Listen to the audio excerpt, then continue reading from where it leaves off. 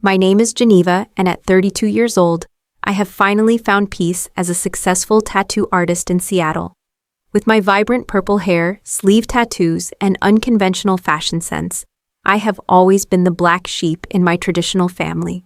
When the wedding invitation from my cousin arrived at every family member's mailbox except mine, I realized some wounds cut deeper than any tattoo needle ever could. Before I share how my family treated me, and the most important decision of my life, let me know where you're watching from, and please hit subscribe, so you never miss a true story about standing up for yourself. Growing up in a pristine suburban neighborhood outside Boston, my childhood looked picture-perfect from the outside. Our two-story colonial house with its manicured lawn and white picket fence could have been featured in a magazine about the American dream. My father, Richard, worked as a corporate attorney at a prestigious firm, while my mother, Diana, maintained her role as the perfect homemaker. My two older brothers, Thomas and William, followed closely in our father's footsteps, with their neatly combed hair-pressed khakis and ambitions to enter respectable professions. Then there was me, Geneva, the unexpected addition to the family and the only girl. From the moment I could express preferences, it became clear I was different.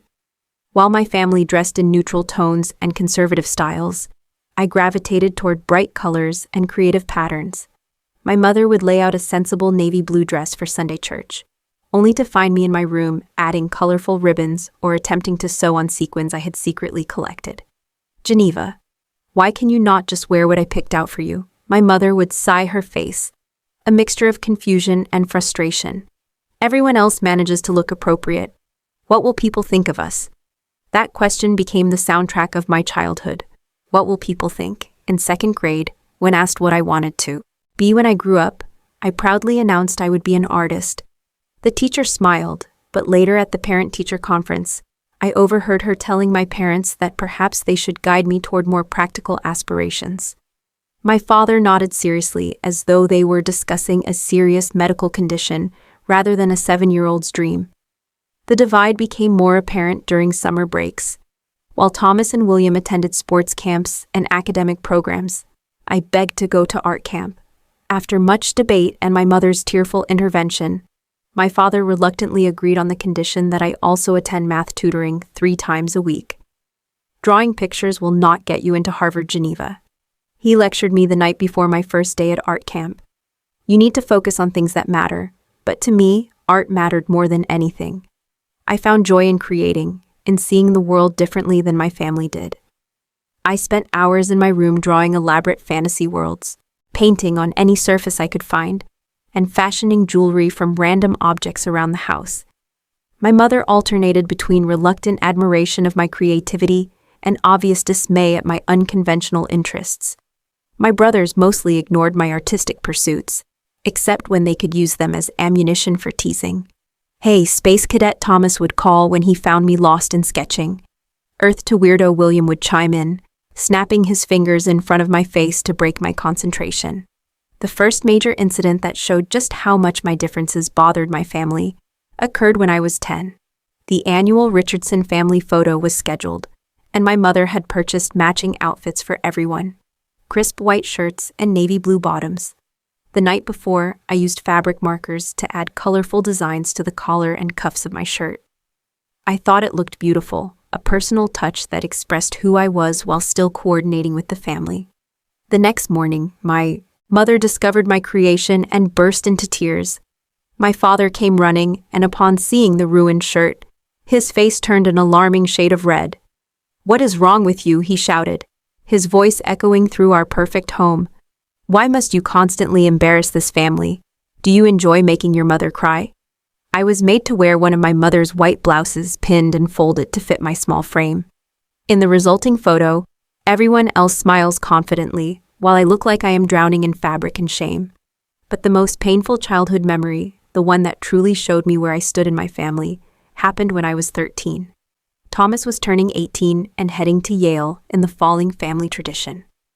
My parents planned an elaborate garden party for him, inviting extended family neighbors and important colleagues from my father's firm. The week before the party, I was going through a particularly expressive phase. I had convinced my best friend Lisa to help me dye a streak of pink in my hair using Kool-Aid. I thought it looked amazing and couldn't wait to show everyone. My mother saw it first when I came down for breakfast. Her coffee cup froze midway to her lips, and her eyes widened in horror. "Richard," she called, her voice unnaturally calm. "You need to see what your daughter has done." My father's reaction was swift and decisive. "You are not attending your brother's party looking like that. What would our guests think about our family if they saw you with pink hair? Thomas deserves a perfect day without your attention-seeking behavior ruining it." Despite my tears and promises to wash it out, which proved impossible with the Kool-Aid, the decision was final. On the day of the party, I was sent to stay with our elderly neighbor, Mrs. Peterson, who spent the afternoon showing me her stamp collection while I fought back tears. Later, I saw the family photos from the event posted all over our house, everyone looking perfect without the strange daughter to disrupt the image. That night, lying in bed and listening to the sounds of the last guests leaving, I made a silent promise to myself. Someday I would find people who would accept me exactly as I was. Someday I would create my own definition of family.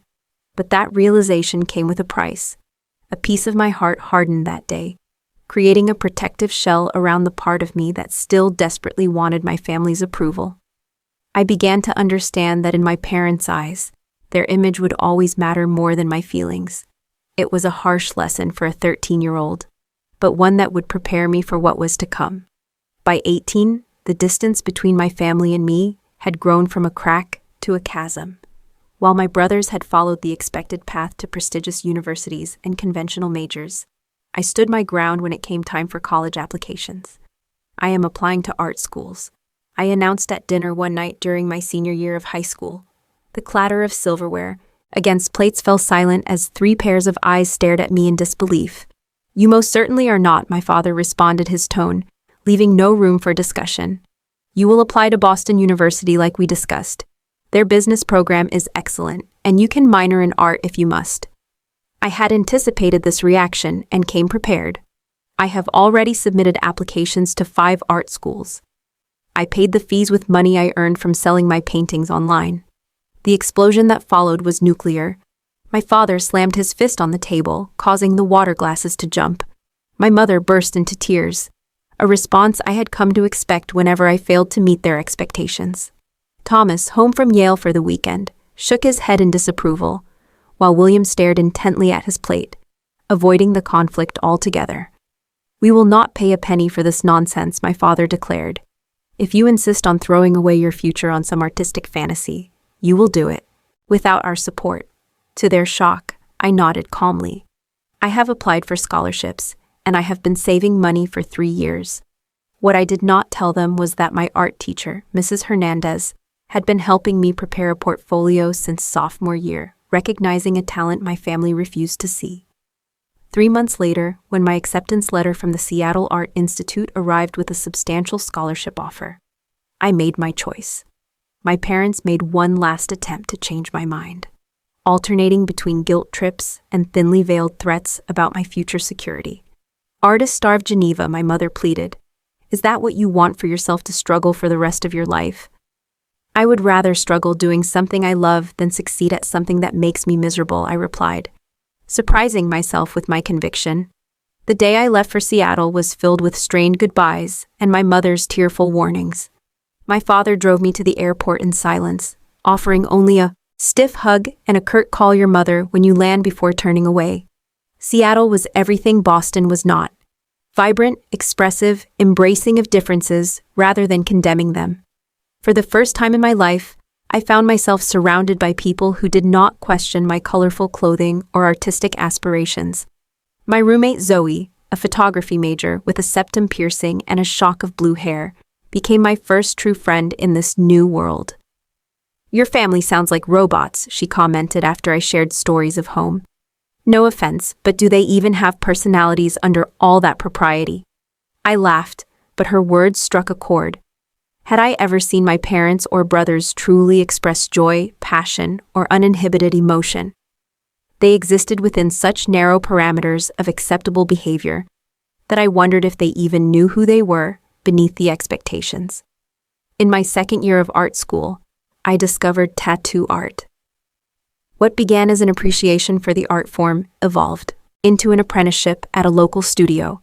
The day I got my first tattoo, a small bird breaking free from a cage on my wrist, I felt a sense of reclaiming my body and identity. Each subsequent tattoo became another declaration of independence.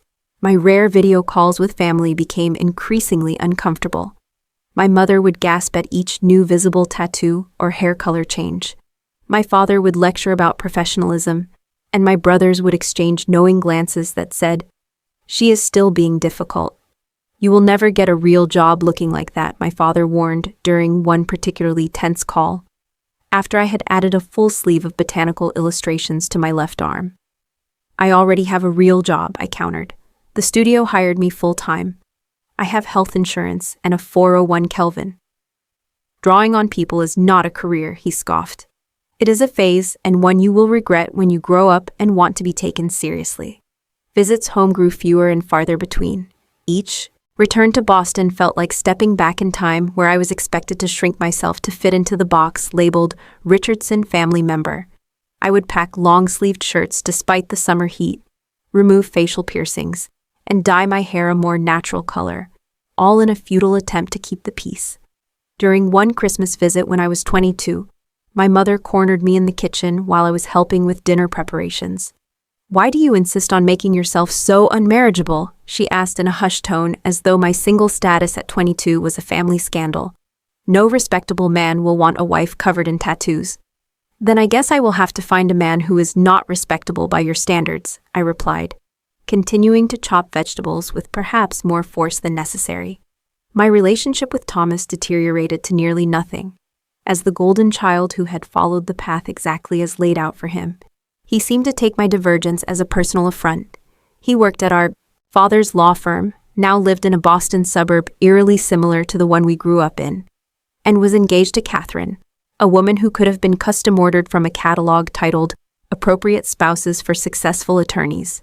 William, my middle brother, maintained a somewhat neutral stance. While clearly committed to the family-approved lifestyle, working as a financial analyst, and dating a series of suitable women, he occasionally showed moments of genuine interest in my life.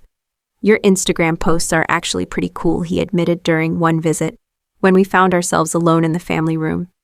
"That tattoo you did of the Japanese wave was impressive."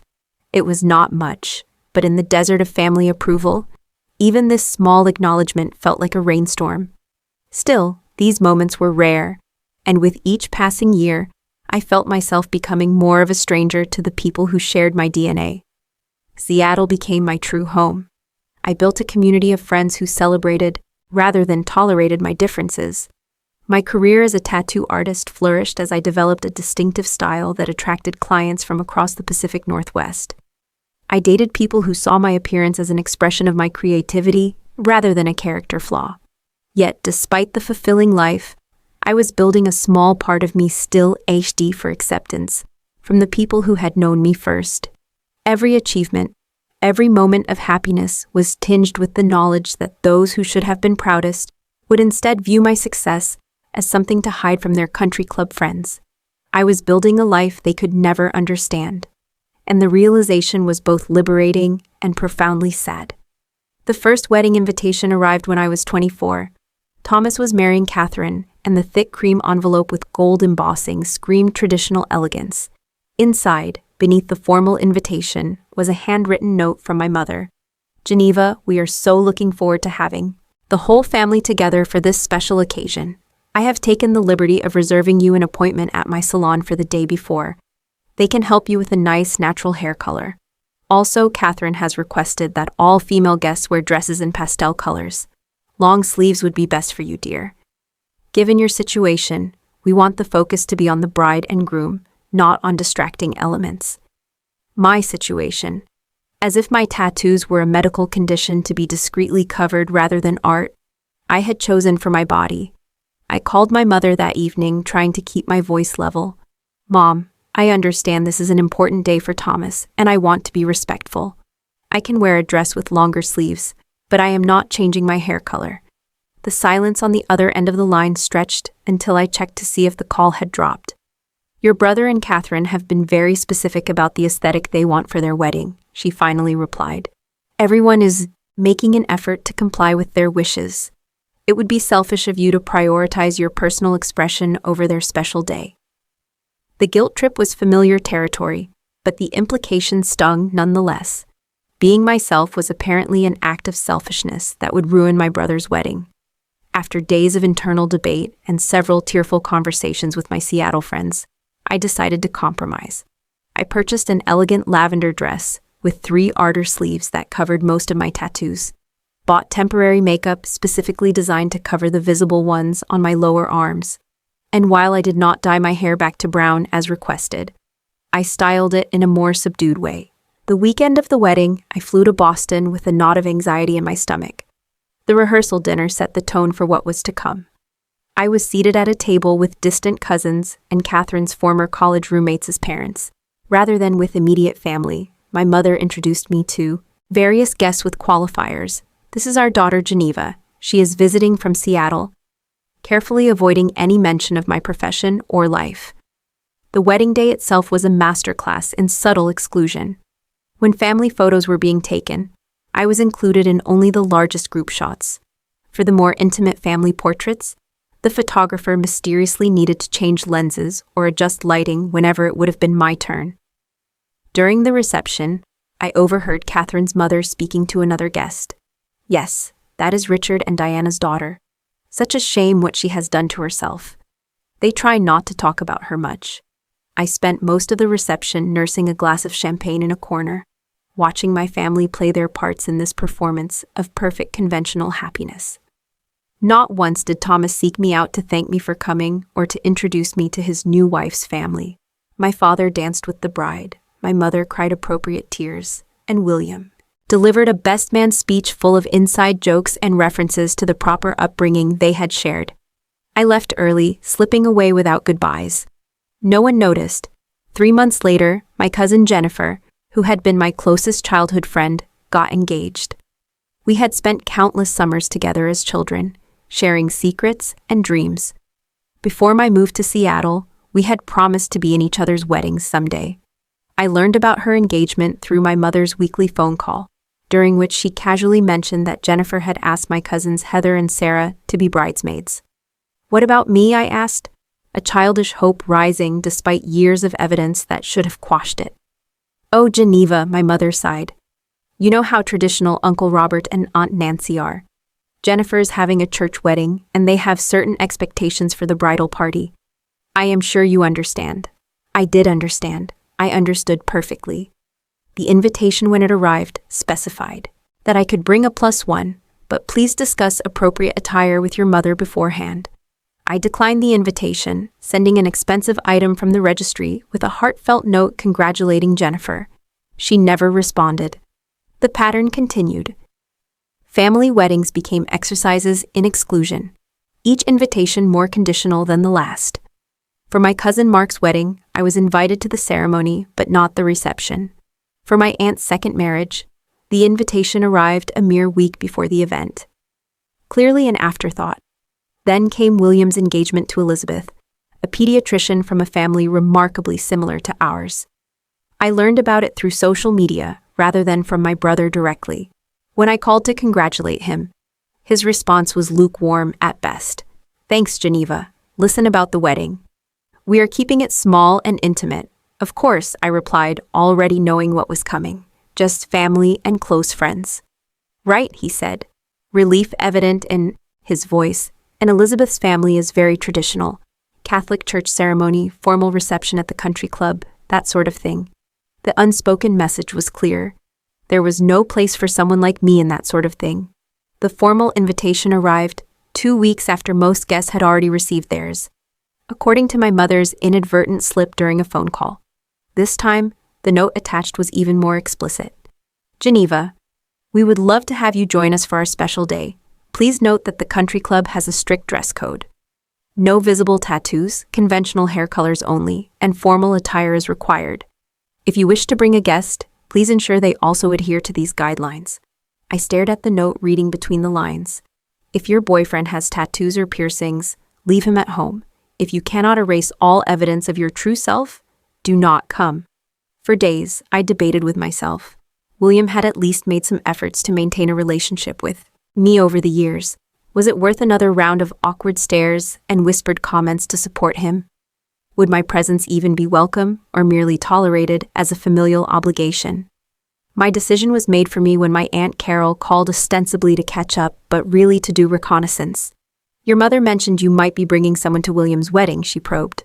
What does he do for a living? His name is Javier, I answered. He is a sculptor and installation artist. We have been together for almost a year. A sculptor? She repeated as though I had said he was a professional bank robber. And does he also have those drawings all over his skin like you do? They are called tattoos, Aunt Carol. And yes, Javier has several beautiful pieces, including some I designed for him. The disapproving click of her tongue was audible through the phone. Well, I'm not sure that will work with the venue William and Elizabeth have chosen. Very exclusive place. They have standards to maintain. 2 days later, William called Geneva about the wedding. Elizabeth and I have been talking, and we think it might be best if you came alone. Her parents are contributing significantly to the wedding, and they are very particular about the guest list. Particular in what way I challenge my patients finally wearing thin. You know what I mean? He mumbled. They want everything to be perfect, and someone like Javier would ruin the perfection I finished for him. Someone like me ruins the perfection too, William. But you are stuck with me as a sister, so you have to send the obligatory invitation. That is not what I meant, he protested weakly. It is exactly what you meant, I replied. Send my regrets to Elizabeth. I will not be attending. I did not send a gift.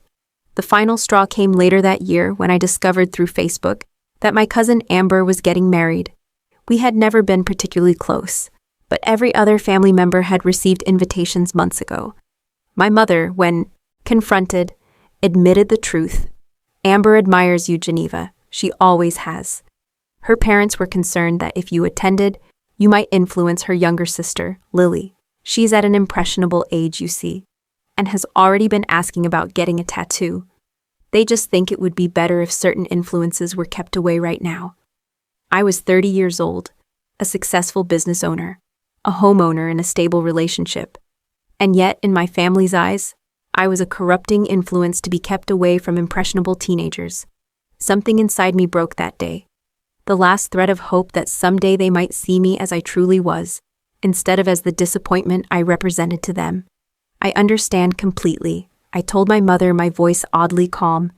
Please let everyone know they do not need to worry about sending me invitations to future family events. I will not be attending. Geneva, do not be dramatic, she scolded. Family is family, is it? I asked. Because from where I stand, family are the people who love you without conditions, who celebrate your happiness instead of being embarrassed by it. I have not had that kind of family since I was born. I hung up and blocked every family member's number from my phone. The time for compromise was over. With the weight of family expectations finally cast aside, I threw myself fully into building a life that brought me joy. My reputation as a tattoo artist continued to grow, and at 29, I had saved enough to become a partner at Ink Alchemy, one of Seattle's most prestigious studios. My work was featured in tattoo magazines, and clients sometimes waited months for appointments. My circle of friends expanded, a chosen family of creative, accepting people who celebrated each other's differences, rather than trying to sand them down to uniformity.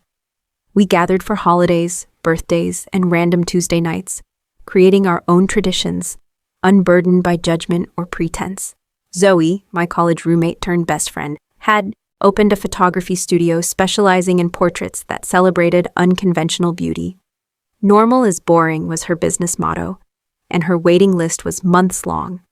You should let me photograph you for my new gallery show, she suggested one afternoon as we shared lunch in her studio. The theme is reclamation, all about people who have taken ownership of their bodies and identities. I am not a model, I protested. You are a walking work of art, she countered. Your body tells your story. Let me help you share it. The resulting photograph became the centerpiece of her exhibition. In it, I stood with my back partially to the camera, looking over my shoulder. My tattoos were fully visible, including the newest one across my shoulders. I am my own masterpiece, written in elegant script. It was at this exhibition that I met Ethan, tall with kind eyes and a quiet confidence. He stood studying my portrait for so long that I finally approached him. If you stare any longer, I might have. To charge admission, I joked. He turned surprised, then smiled when he realized who I was. I was trying to read all the stories in your tattoos, he explained. Each one seems like a chapter in a book I would very much like to read. Unlike the men my mother thought I should date, Ethan did not have a conventional career path. A photojournalist who specialized in documenting subcultures and marginalized communities, he had traveled extensively before settling in Seattle 2 years earlier. His arms bore his own collection of tattoos, each one acquired during his travels and representing different chapters of his journey. Our first date lasted 6 hours, beginning with coffee and ending with stargazing from Cary Park overlooking the Seattle skyline. He listened more than he spoke, asked questions that showed genuine interest rather than judgment. And when he finally kissed me goodnight, it felt like coming home to a place I had never been before. My parents would have a heart attack if they could see us now, I said one evening, 3 months into our relationship. We were sprawled on his apartment floor, surrounded by takeout containers and art supplies, working on a collaborative piece for a charity auction. Because we're eating pad thai on the floor like heathens, he asked with a grin. Because you have tattoos and a beard and live in an apartment filled with strange artifacts from around the world instead of Pottery Barn furniture, I explained. And because I am happier with you than I ever was trying to be what they wanted. He set down his paintbrush and looked at me seriously. Tell me about them. Your family, you always deflect when they come up. For the first time, I shared the full story of my childhood and the years of exclusion and conditional acceptance. Ethan listened without interrupting his expression, growing increasingly troubled. They never deserved you, he said when I finished. Families are supposed to protect your flame, not try to extinguish it. Is that what yours did? I asked, realizing I knew little about his background. His laugh held no humor. My father left when I was 4. My mother worked 3 jobs to keep us afloat. She died when I was in college, lung cancer from years of smoking to cope with stress. But she came to every art show, proudly told her coworkers about my photography. And when I got my first tattoo at 18, she asked for a temporary version so she could match me for a day. Tears filled my eyes at the thought of such unconditional love. She sounds amazing. She would have adored you, he said simply. She believed that the people who mind do not matter, and the people who matter do not mind. As our relationship deepened, I found myself building connections with Ethan's friends as well. His circle included documentary filmmakers, musicians, community activists, and other photographers, all of whom welcomed me with genuine warmth. Sunday dinners at his friend Miguel's restaurant became a weekly tradition. The large table filled with laughter, passionate debates, and people who saw each other clearly. For my 31st birthday, Ethan organized a surprise party at our favorite rooftop bar, surrounded by friends who had become family with the Seattle skyline glittering below us. I felt a contentment I had never known in the sterile perfection of my childhood home. Later that night, as we walked along the waterfront, Ethan suddenly stopped and turned to me. I had a whole speech planned, he said, looking uncharacteristically nervous, about how you deserve someone who loves every colorful, creative inch of you, about how I want to build a life where we both get to be exactly who we are. My heart began racing as he reached into his pocket and pulled out a small wooden box. But looking at you now under these stars, all I can think to say is that I love you, Geneva Richardson. I love your strength, your creativity, your compassion, and your courage to be yourself no matter what. Will you marry me? He opened the box to reveal a ring unlike any I had seen before. Instead of a traditional diamond, it featured a mosaic of small colored stones, arranged in a pattern that echoed the design of my first major tattoo. You had this custom made, I whispered, overwhelmed. Of course I did, he replied. Nothing off the shelf could possibly capture who you are. Yes, I said through tears of joy. Yes, I will marry you. As we celebrated with champagne back at his apartment, a sobering thought cut through my happiness. My family, I began. Then faltered. Ethan took my hand. Whatever you decide about involving them, I will support you. They can be as included or excluded as you want them to be.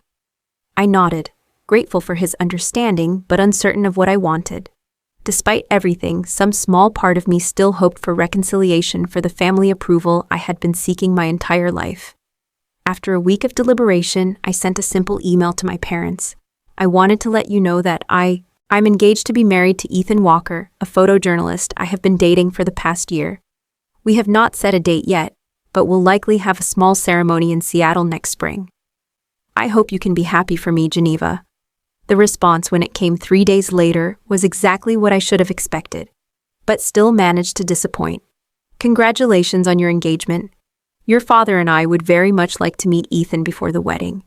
Perhaps you could both visit Boston during the holidays so we can get to know him. Love, Mom. No excitement, no questions about the proposal or the ring or our plans. Just the clear implication that Ethan needed to be vetted and approved before they could properly acknowledge our engagement. I showed the email to Ethan, who read it with a raised eyebrow. Translation: We need to inspect this man to see if he can still be molded into something we find acceptable. That is exactly what it means.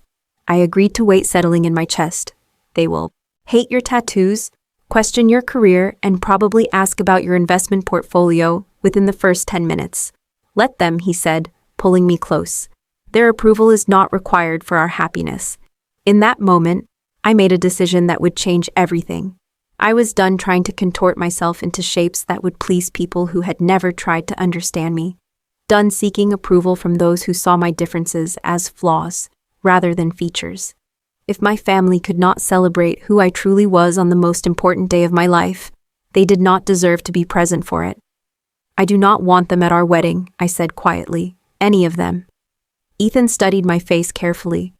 Are you sure this is not a decision to make in anger? I am not angry, I realized with surprise. I am just finally accepting the truth I have known for years.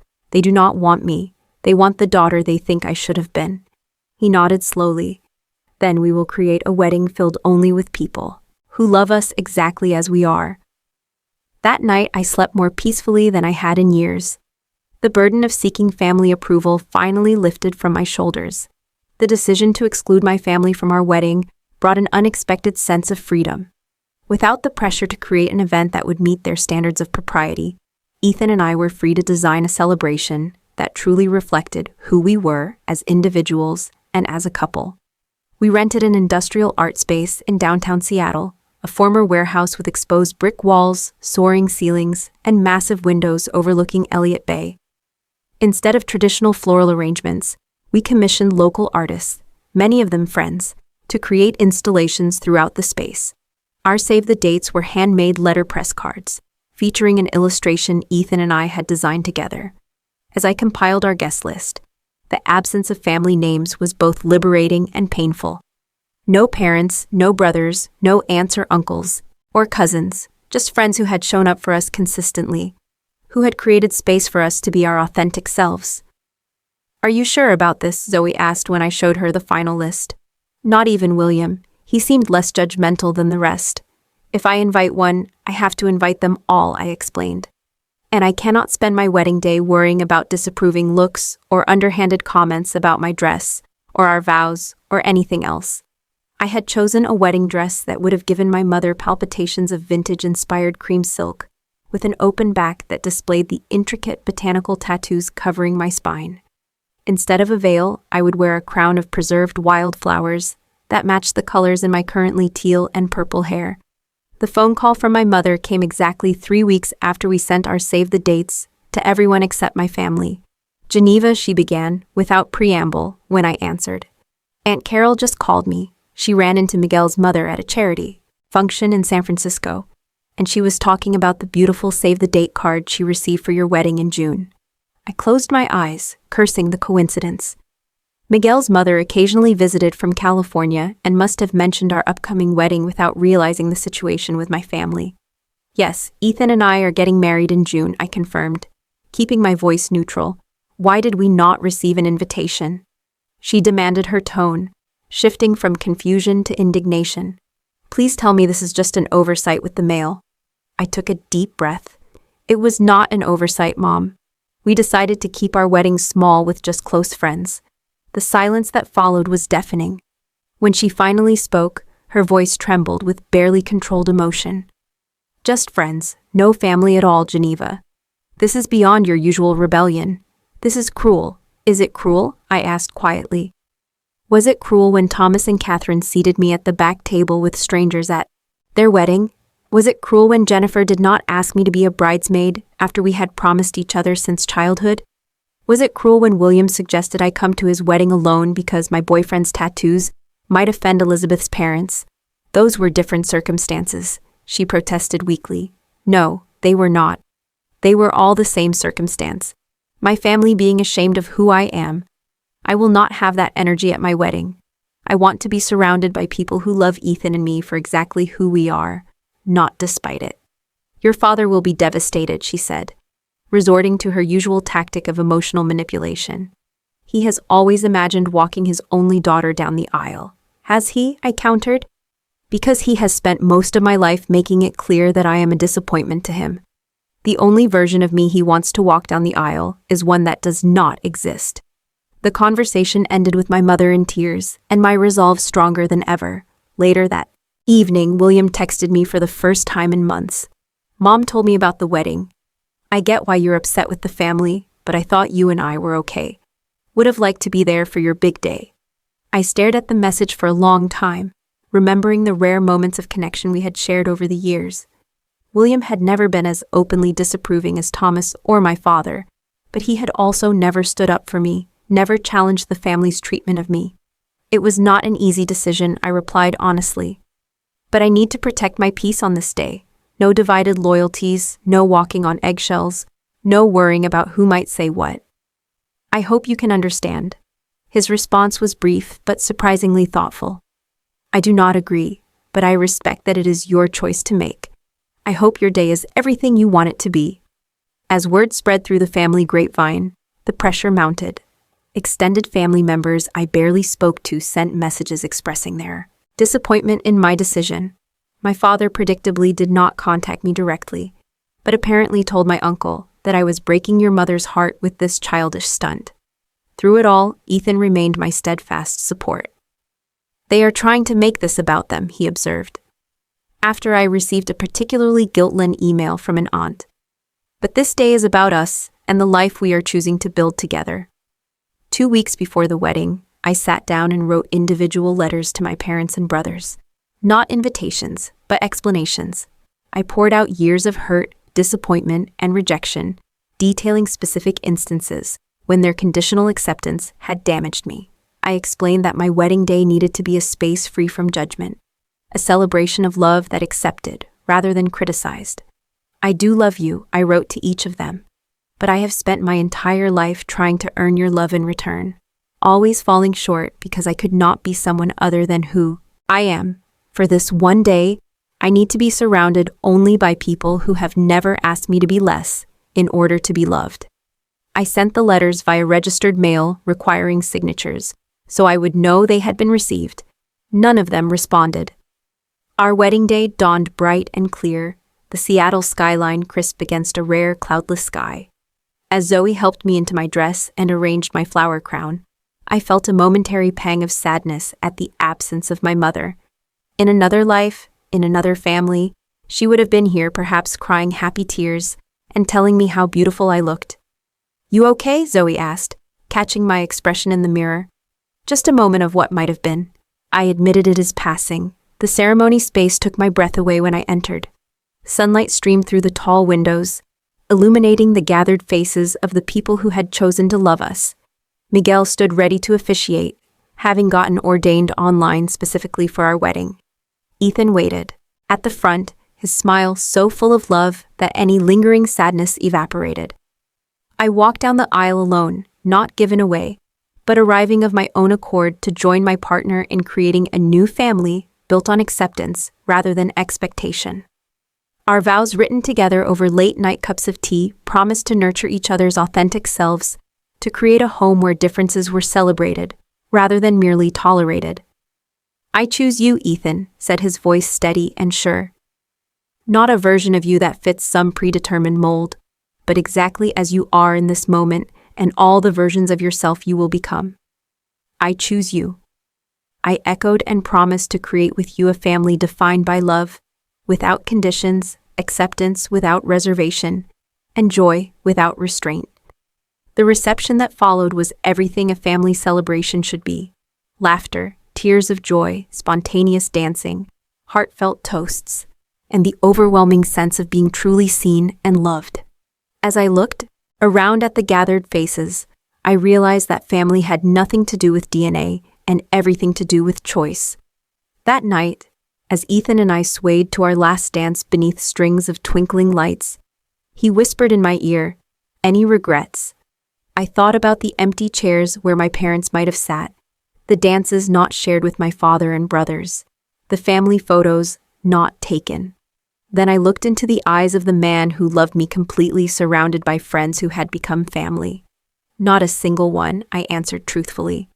"Today was perfect because everyone here wants us to be exactly who we are." We left the next morning for our honeymoon, a tow exploration of small art communities along the Pacific coast. My new name, Geneva Walker. Feeling like both a fresh start and the most authentic version of myself I had ever been. Our honeymoon was a blissful escape from reality, a bubble of perfect happiness as we explored coastal art colonies, tiny galleries, and beaches where we collected sea glass at sunset.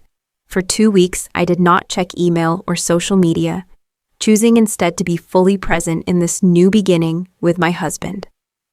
The return to normal life came too quickly. We arrived home late on a Sunday evening, tired but happy. Our apartment filled with wedding gifts we had yet to open and thank you notes waiting to be written. Monday morning brought a return to work and the ordinary rhythms of daily life, now sweetened by our new status as husband and wife. 3 days after our return, the doorbell rang at 7:30 in the evening.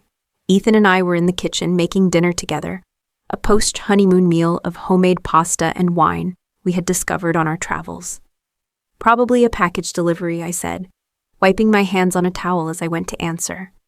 When I opened the door, the pasta fork I was still holding clattered to the floor. Standing in the hallway of our apartment building were my parents, Thomas and his wife, Catherine and William. 5 pairs of eyes stared at me with expressions ranging from determination to discomfort. "Surprise," my mother said with a brittle smile. "We thought it was time for a family visit." I stood frozen in shock, unable to form words or decide whether to close the door or invite them in. Ethan appeared behind me, his hand coming to rest supportively on my lower back. "Geneva," he questioned quietly. "Everything okay?" "My family is here," I managed, my voice sounding distant to my own ears. Apparently, to his credit, Ethan recovered from his surprise quickly. "Would you like to come in?" he offered. When I remained speechless, we were just making dinner. They filed into our apartment, my mother looking around with barely concealed judgment at the eclectic decor. The gallery wall of artwork by friends, the visible evidence of lives not confined by convention. My father stood stiffly just inside the door, as though afraid to commit to being fully present. Thomas and Catherine positioned themselves near him, a united front of disapproval, while William wandered toward our bookshelf, seemingly more curious than condemning. "This is certainly creative," my mother commented, gesturing vaguely at our living space. "Very artistic." "Thank you," Ethan replied pleasantly, though I could feel the tension in his body. "Can I offer anyone a drink?" "We have wine open. Water would be fine," my father finally spoke. "We do not plan to stay long." The atmosphere was so thick with unspoken words that it felt difficult to breathe. Ethan retreated to the kitchen to fetch water, leaving me alone with my family for the first time in years. "What are you doing here?" I finally asked, finding my voice. "How did you even know where I live?" "William found your address," my mother explained, as though this was a perfectly normal way to arrive unannounced in a city $2,000 apartment from home. "We needed to speak with you in person about," I prompted, though I already knew the answer. My father stepped forward, his attorney persona fully engaged. "About this wedding stunt of yours. Do you have any idea how humiliating it has been for this family? Relatives and friends asking why we were not at our own daughter's wedding. Having to make excuses because our child decided to throw a tantrum like a teenager." "Richard," my mother cautioned, placing a restraining hand on his arm. We agreed to stay calm. "I am perfectly calm," he snapped, though his wreathing face suggested otherwise. "But I will not pretend this behavior is anything but deliberately hurtful and childish." Ethan returned with a tray of water glasses, his expression carefully neutral. "Perhaps we should all sit down," he suggested, gesturing toward our living room seating area. No one moved. "You did not even give us a chance," my mother said, her voice breaking. To not have my only daughter want me at her wedding. Do you know how that feels, Geneva? After everything we have done for you, after everything you have done to me, I corrected quietly. And yes, I do know exactly how it feels to be excluded from important family events. I have known that feeling my entire adult life. That is completely different, Thomas interjected. When we made certain requests for our weddings, it was about maintaining a certain standard and respecting traditions. You chose to deliberately hurt the entire family out of spite. Maintaining a certain standard, I repeated. You mean hiding me away because my appearance embarrassed you? Seating me at the back of the room with strangers, excluding me from family photos, making me feel like my presence was barely tolerated rather than welcomed. You are exaggerating, my father dismissed. You have always had a flair for the dramatic. Something inside me snapped. Years of suppressed hurt and anger bubbled to the surface. Am I exaggerating about Jennifer not asking me to be a bridesmaid because her parents thought I looked too alternative? Am I exaggerating about William suggesting I leave my boyfriend at home because his tattoos might offend Elizabeth's family? Am I exaggerating about not being invited to Amber's wedding because her parents thought I might be a bad influence? My voice had risen with each example, and I was now standing with my fists clenched at my sides. You all made it abundantly clear that I was only welcome at family events if I hid who I really am. So tell me, why would I want any of you at the most important day of my life to hear more whispers about my appearance? To be told my husband is not good enough because he does not have the right job or the right background. We just wanted what was best for you, my mother cried, tears now streaming down her face. We wanted you to have the best opportunities, the best life possible. No, I countered. You wanted me to have the life you thought was best. There is a difference. William, who had remained silent until now, finally spoke. I think Geneva has a point, he said quietly. We have not always been fair to her. Thomas shot him a look of betrayal. Do not encourage this behavior, Will. She deliberately excluded her entire family from her wedding. There is no justification for that level of disrespect. Respect goes both ways. Ethan spoke up, his voice, firm but controlled. From what Geneva has told me, and from what I am witnessing right now, respect for her choices has been in short supply from this family. My father turned his cold gaze to Ethan. I do not believe anyone asked for your opinion, young man. This is a family matter.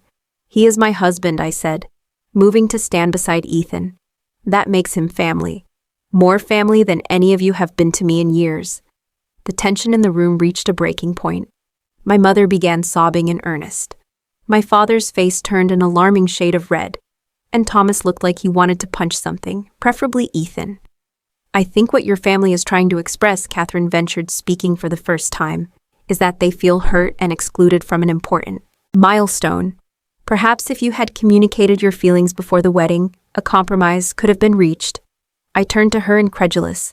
A compromise like the one where I was seated with strangers at your wedding, or the one where I was asked to change my hair color and cover my tattoos to avoid embarrassing everyone. Those kinds of compromises. You see how impossible she is, Thomas said to Ethan, as though they were co-conspirators in dealing with a difficult child. It has always been her way, or no way at all. That is rich coming from you. I laughed without humor. When have any of you ever compromised with me? When have you ever accepted me for who I am, instead of who you wanted me to be? The situation deteriorated rapidly from there. My father began listing all the ways I had disappointed the family over the years. From my choice of college to my career to my appearance, my mother alternated between tears and pleas for reconciliation on their terms. Thomas continued to portray me as selfish and ungrateful. Through it all, Ethan remained steadfastly by my side, his hand in mine, a physical reminder that I was no longer alone against them. The climax came when my mother, in a moment of raw honesty, perhaps brought on by frustration, blurted out, "Do you have any idea how embarrassing it is to have a daughter who looks like you do? To have to explain to our friends why our only daughter has tattoos and odd-colored hair and dresses like she is in a circus. We have always been ashamed to introduce you to anyone in our social circle." The room went silent. The admission hung in the air. The truth finally spoken aloud after years of being carefully dressed in more acceptable language. I felt strangely calm in the face of this confirmation of what I had always known. Thank you for your honesty, Mom. At least now we all know exactly where we stand. Diana, for God's sake, my father hissed. But the damage was done. I think it is time for you all to leave, Ethan, said, his voice gentle, but leaving no room for argument. Geneva and I were in the middle of dinner, and this conversation is clearly not productive for anyone. We are not finished, my father insisted. We came here for an apology and an explanation. And you got an explanation, I replied. As for an apology, I am sorry that you feel entitled to dictate how I live my life and who I include in it. I am sorry that you cannot see that your conditional love has been the problem all along. But mostly I am sorry that you never took the time to know who I really am, because you might have actually liked that person if you had given her a chance. I moved toward the door and opened it, a clear invitation for them to exit. I do not need your approval anymore. I have built a life filled with people who love me without conditions, who celebrate my differences instead of being ashamed of them.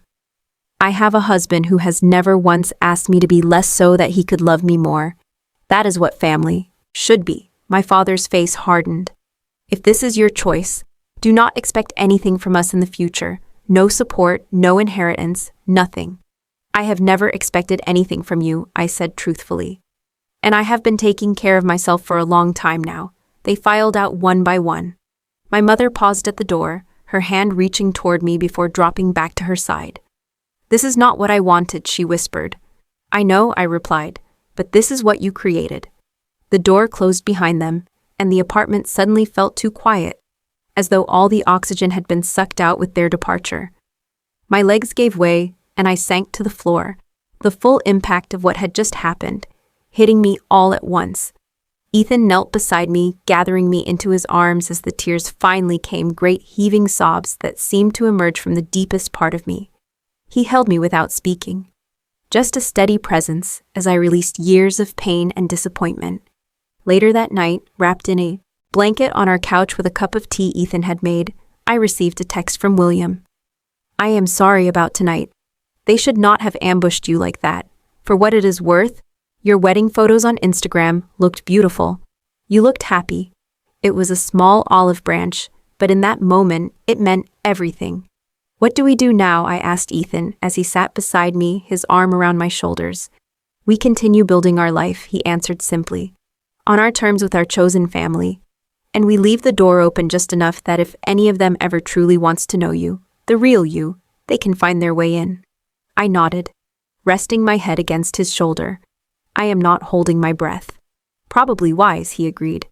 But either way, you are not alone anymore. You have me and Zoe and Miguel and all the others who love the authentic Geneva Walker. For the first time since opening our door to find my family standing there, I smiled. That is more than enough. The months following the confrontation with my family were a time of processing and healing. The raw wound of their visit gradually scabbed over, though I knew the scar would always remain. Ethan suggested I consider therapy to help navigate the complex emotions surrounding my family relationships. And after some initial resistance, I agreed. Dr. Lewis, a compassionate woman with silver-streaked hair and a quiet wisdom about her, created a safe space for me to unpack 32 years of trying to earn conditional love. What you experienced was a form of emotional neglect, she explained, during one particularly difficult session. Your parents failed to see and accept the authentic you, instead, trying to mold you into their idealized version of a daughter that creates a profound sense of invisibility. I always felt like they would love me if only I could be different, I admitted. Less colorful, less artistic, less me. And now, she prompted. I considered the question carefully. Now I understand that the problem was never me. I could have erased every tattoo, dyed my hair brown, and worn nothing but beige for the rest of my life. And it still would not have been enough, because the issue was never my appearance. It was my refusal to conform in all the ways that mattered to them. With Dr. Lewis's guidance, I began to establish healthier boundaries and expectations regarding my family. I unblocked their numbers, but set strict limits on when and how I would engage with them. Any conversation that veered into criticism or judgment would end immediately. It was not reconciliation, but it was a framework that protected my hard-won peace. William was the first to reach out in a meaningful way. 3 months after the confrontation, He asked if we could meet for coffee during a business trip to Seattle. Ethan offered to come with me, but I decided to go alone. We met at a small cafe near my studio, the awkwardness between us palpable as we exchanged stilted greetings. "You look well," he offered as we sat with our drinks. "The married life seems to agree with you." "It does," I confirmed. "Ethan is wonderful." "How are things with Elizabeth?" He nodded. "Good. She is pregnant, actually due in February." "Congratulations," I said sincerely. "You will be a great father, Will." He stared into his coffee for a long moment before meeting my eyes. "I have been thinking a lot about what kind of father I want to be. The kind who makes his child feel accepted and loved for exactly who they are, or the kind who has a predetermined idea of who they should become." The implication hung between us, a tacit acknowledgement of our parents' failures.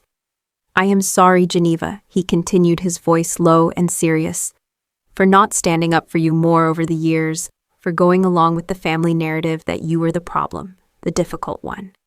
I knew it was wrong, but it was easier to comply than to challenge them." "Why are you telling me this now?" I asked, not ready to accept an apology that had taken decades to materialize. He sighed heavily. "Because I do not want my child to ever feel the way you were made to feel. And because seeing you at your apartment that night standing your ground with such dignity despite everyone attacking you, it made me realize how strong you have had to be, stronger than any of us." It was not full reconciliation, but it was a start. We agreed to try building a relationship based on mutual respect, rather than shared DNA. William promised to visit Seattle again with Elizabeth, to get to know Ethan properly, and to make a genuine effort to understand my world instead of judging it.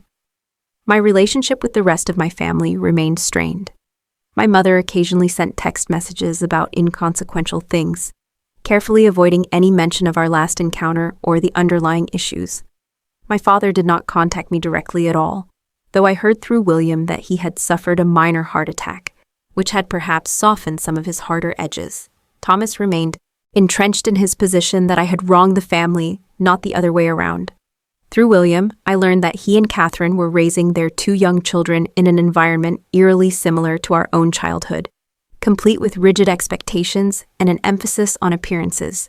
As for extended family, most maintained a polite distance, though a few reached out after seeing photos of my wedding on social media, expressing admiration for the unique celebration and in some cases regret at having judged me so harshly over the years.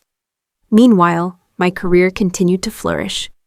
6 months after our wedding, I took the biggest professional risk of my life, opening my own tattoo studio called Authentic Ink. Unlike the masculine, sometimes intimidating atmosphere of many tattoo shops, I created a warm, inclusive space specifically designed to welcome clients who might feel out of place in traditional studios.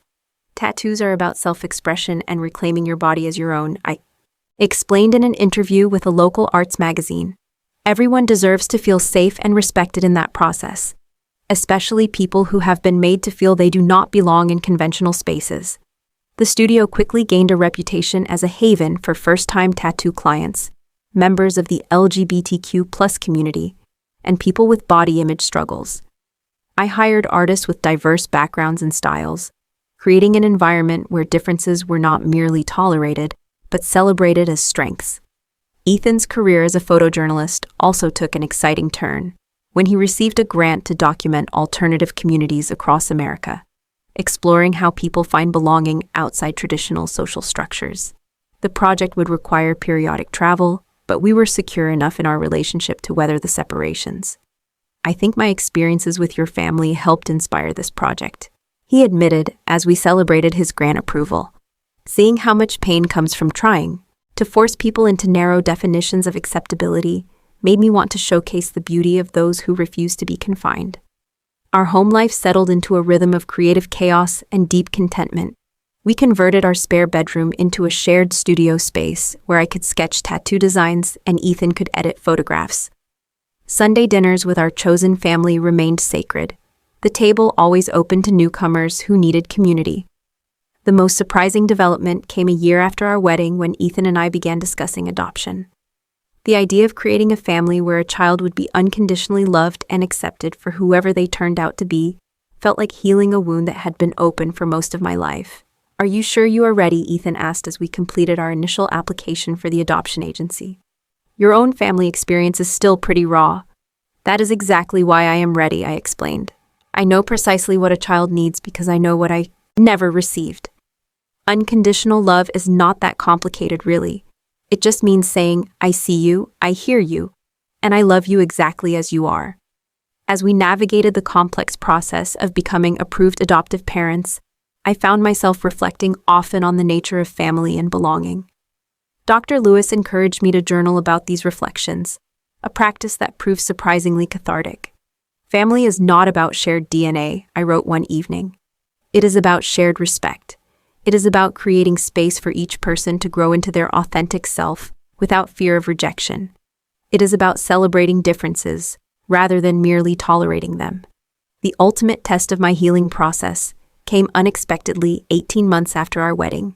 An envelope arrived containing an invitation to my cousin Sarah's wedding, addressed to both Ethan and me, with no conditions or dress code stipulations attached.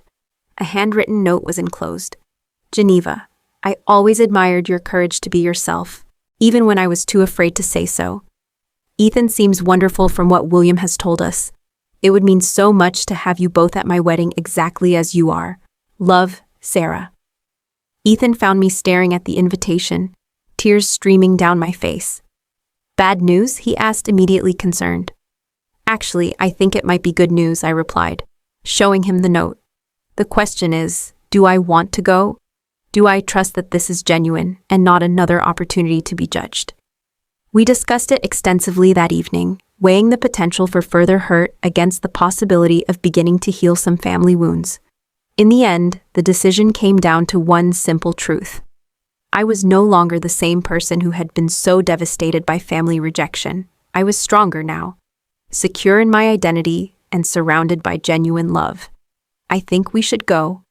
I finally decided not to seek approval or to make peace with the past, but to show up authentically in the present, to give Sarah the gift of our presence on her special day without expecting anything in return. The wedding was still 3 months away as I wrote this final journal entry, but the decision itself felt like crossing an important threshold. I was choosing to engage with my family from a place of strength rather than need of confidence, rather than insecurity. Life had taught me the most valuable lesson. Accepting myself was infinitely more important than being accepted by others. True love, whether from family, friends, or partners, never required shrinking or changing or apologizing for who you fundamentally were. And those who could not offer that kind of love were not owed a place in your life, no matter what titles or genetic connections they might claim. I closed my journal and looked around our apartment at the evidence of the beautiful life Ethan and I were building together. The framed wedding photos showing us surrounded by people whose eyes reflected genuine joy. The adoption paperwork spread across our dining table representing the family we hoped to create. The walls adorned with art created by friends who saw and celebrated our authentic selves. I have learned that self-acceptance is more important than external validation, I whispered to myself. And that real family are the people who love you for who you are, not for who they want you to become. Sometimes standing alone requires more courage than blending into the crowd. But only when you dare to be yourself do you find the people who truly belong in your life. Have you ever had to make a difficult choice between being true to yourself and pleasing your family? I would love to hear your stories in the comments below.